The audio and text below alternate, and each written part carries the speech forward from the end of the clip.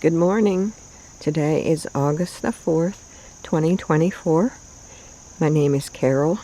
I live 8 miles south of Harrisburg, Pennsylvania in Garden Zone 7A. I'm going to walk around this small garden and tell you what's blooming. This is a half-moon shaped garden, and I have about 12 pots in here. I grow plants in the pots because it's easier for me to take care of them here. The ground isn't that great. I can move the pots around if they're not doing well, they need more sun, etc. Right here I have a pink pentas, tall old-fashioned pentas. The bees, the butterflies, and the hummingbirds will use this plant for the nectar. It has little pink clusters. And when the clusters are done blooming, like this one here has a few more flowers, but some of them have already been spent. They're done blooming. I'll cut off the whole cluster, pinch it off, and then you get more clusters. I like that plant. I grew it from a cutting from last year. Here's a pot of lantana with a couple marigolds on the side and also some verbena, Brazilian verbena. That's doing pretty good.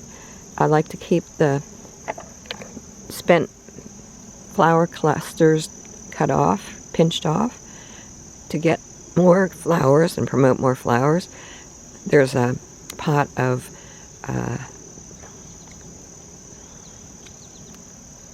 periwinkle here, in the annual periwinkle in the blue pot.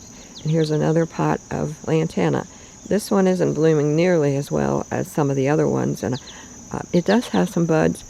I don't know what the difference is, but I'm not as crazy about that one. I have a small pot of zinnias there, pink zinnias. And then there's a pot of calabrechia and angelonia, the purple angelonia. It's not blooming very much right now. I have a pot of salvia, bodacious salvia, smoky jazz in the back. That's doing better than what it was. For a while, the stems, the blooms were not, they weren't doing well. They just weren't forming well. But I think it's doing well now. I have a pot of luscious citrus blend lantana right here. That actually came back from last year. I keep some pots of lantana in my basement. It doesn't get below 50 degrees where I keep them in the basement, and I cut them way back. And this is the second or third year that I've had that come back. Here's a pot of porterweed, which I grew from a cutting from last year. It's purple porterweed. Hummingbirds really like porterweed. I have another pot of the old-fashioned tall pentas. The old-fashioned tall pentas is different than the shorter pentas that you can buy in big box stores or grocery. There's a hummingbird, if you can see it.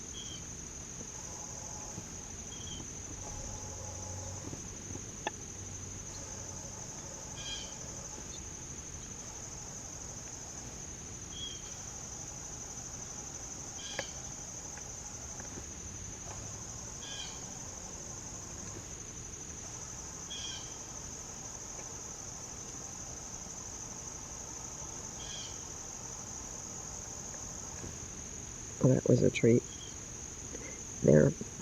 It's around 7 o'clock in the morning, and then when they wake up, they need nectar. They need to feed like every 15 minutes. That's what the experts say. This is another pot of salvia, bodacious, smoky jazz. The color on that is gorgeous. It's a combination purple and red together. They call it maybe like boysenberry. That will probably get another foot taller, and I really like that.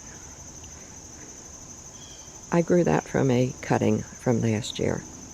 In this pot I have 2 snapdragons and the basil, a globe basil. And there's some rudbeckia that came up on their own. And here is another pot of lantana.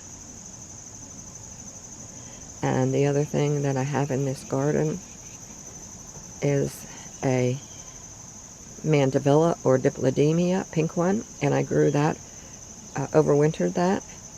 And I also have a fountain there, a red fountain. And I did see a hummingbird go to it one time this year. And they probably went to it lots of other times also. And in this garden, this little area right here, this is Eulignosa. And there's a hummingbird in the distance there. It's doing the U dance. There's been 2 of them. There's a chickadee. But anyway, it's called bog sage. It gets a beautiful blue, light blue flower. And you can see what it looks like right there. And I have it propped up with stakes so it doesn't fall over. And that's a perennial. And I also have Brazilian verbena there with a couple of marigolds that are going to make it, and a penstemon on either side. So thanks for watching. And actually there's a little bloom yet on the penstemon.